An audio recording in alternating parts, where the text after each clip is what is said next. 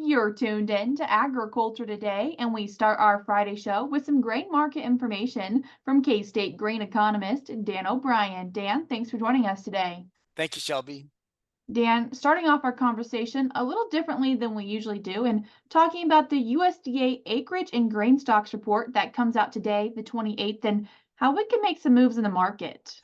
Yeah, as we're talking now here at 11 o'clock this morning Central Time, the USDA will put out numbers on both acreage and, as you say, on stocks, and buried in that on quarterly usage that have the potential to impact the markets. And probably most of the attention will be on the acreage report. The amount of corn acres in the United States last year was the final number is about 94.64 million. It was we estimated in the prospective plannings report at the end of March, earlier this year, that we were down to about 90 million acres and change. And here this. I guess the pre-report estimates are that we'd be at 90.35, 90.4, something like that. And these numbers were taken for corn. This surveys were taken representing June 1st conditions, and since that time we've had major moisture flooding events in parts of the northern Corn Belt, particularly northern Iowa, southern Minnesota, over into South Dakota, and some moisture impacting also off into Nebraska. So it's when we get that report, you'll see most market analysts taking those numbers and saying, okay, how then do I further adjust these planted numbers to represent the destroyed acres, flooded acres, really problem acres off in that one area. So I think we'll look at the planted acres numbers in particular, but I think those adjustments for actually impacted acres will come in the harvested acres figure. So we'll be watching for that and seeing what impact that has both on total harvested acres, but also in you kind of get back to that same issue of rain makes grain until it doesn't, and when it floods it out and causes the need for replanting and all sorts of problems. So we have that area, which is again Iowa, southern Minnesota, even on over into South Dakota, is a pretty important area, and we'll see what impact that has. So basically, the market's expecting a little bit of an increase from the about a 350 thousand acre increase from the earlier March 28th prospective plannings report. And for soybeans, really about the same change. Again, we had 83.6 million acres of soybeans planted last year in the United States. Prospective plantings figure came out at 86.5, so up just just under 3 million acres. And the expectation for this report coming out later today is that 86.5 figure will go up to about 86.75. So again, about 250,000 acres higher. So there's always the chance for surprises in the market, and in this case, uh, um, the I guess it's hard to say. Farmers vote with their planters with regard to what they think profitability will be. And in our own thinking, we had all this news about major crops coming in South America that was frontal in farmers thinking during the May time frame. Yeah, there were some risks and things up and down, but generally, uh, the thoughts were that we weren't discouraging. If we did discourage acres, it wasn't enough to make a big difference. But so what we have now with these numbers is playing into this broader market opinion, or some would say a narrative that we have plenty of acres, that we've had moisture in some areas, too much, but still fairly decent crop conditions, no major threats to these crops, and we've seen no threats to U.S. production this year, and it doesn't seem, at least that's the market's opinion, and it doesn't seem that these USDA acreage numbers will change that very much. But we shall see. Also, numbers will come out again for sorghum. That's a big crop, of course, in our part of the world. 7.2 million acres last year in the United States for sorghum, 6.4 just under that in the prospective plantings report projected for this year. Expectations that will be up about 150 plus thousand acres for sorghum.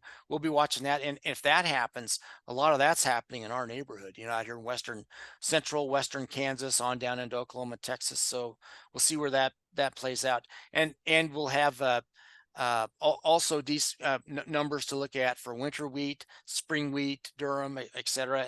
And so we'll see where that goes. The other side of that report that'll come out will be on the stocks side.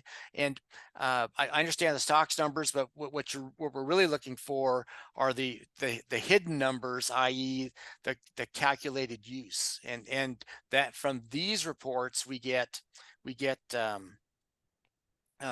estimates really of feed use. You have a pretty good idea of exports, of milling, of ethanol, of renewable diesel, etc. All of that production from different surveys that we have, but we don't really have any direct numbers to help us measure feed usage.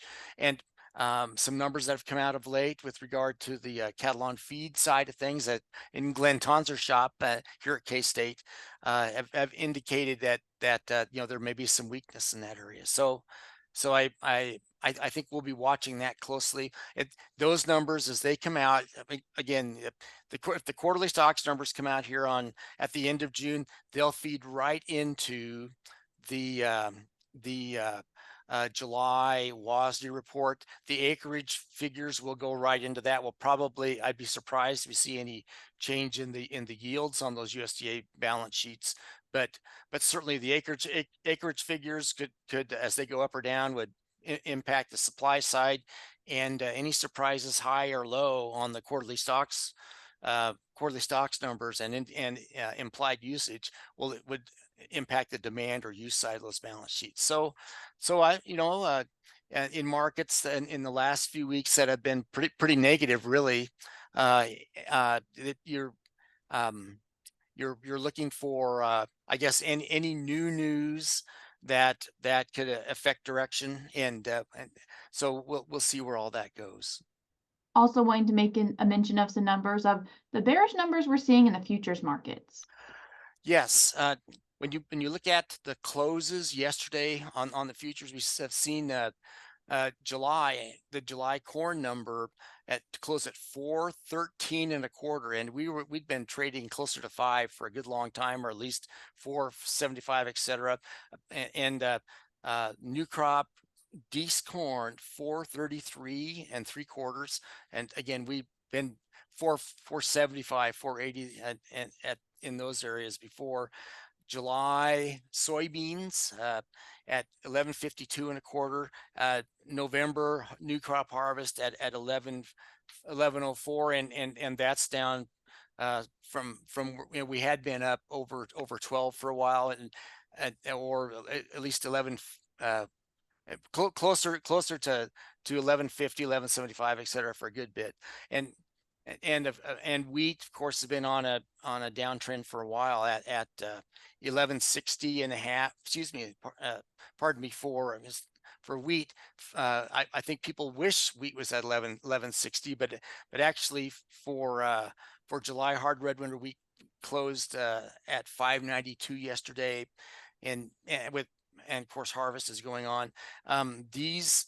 These numbers again are indicative of the idea that with the information that the market has in hand, it interprets them as basically aiming towards large crops, and you hear this talked about in conferences where analysts get together. So right now we're presuming at the end of June large crops, and until or unless anything else happens, then that's probably the track they would intend to go all the way to harvest. I would offer that there's an awful lot of risk and uncertainty before we actually get there. And still, our climatologists talk about the likelihood of hot dry weather in the next 2 or 3 months. So I know where we stand right now, and we have the presumption, the narrative in the market that, hey, it's large supplies are coming until proven otherwise. So I think right now that for anything to change in these markets, absent geopolitical issues overseas, and that's always possible, uh, that we'd probably have to see weather change course and get extremely dry and change the direction, the attitude, the ability or the willingness to through volatility look at the possibility of risky outcomes in any of these markets. So we're we're at that mode. I would say one surprise in the last minute or so what we have, as for instance, as the corn market has gone down, we have seen cash prices for corn out in western Kansas anyway improve. Here you have the cash basis for corn in Garden City area up to 55 cents, Colby up to 45 cents. All positive pretty much along the way. So in western Kansas, we've seen a sharp increase, and still you do have even in the midst of wheat harvest, you have pretty strong cash bids in the at least in the top bid elevators in the Hutchinson area, South Central. So uh, we have harvest for wheat, and it's affecting the amount of supply that's available in short run. There are still things going on overseas that could lead to a sharp change in the wheat market. But I guess I'm convinced that until we actually see the export buying come in and start to move the market, then we may not see a lot happening. But all that said, when you look at the amount of hard red winter wheat export business in the that we had for the week ending July the 20th, it is the highest it's been for a good while. So maybe these low harvest prices are starting to make U.S. wheat more competitive and give us some opportunities. Dan, I appreciate you taking the time to join us today and give us our grain market update. Thank you very much, Shelby. I appreciate it. That was K-State grain economist Dan O'Brien. We're cutting to a short break now on agriculture today, but we'll be back with more for you just ahead.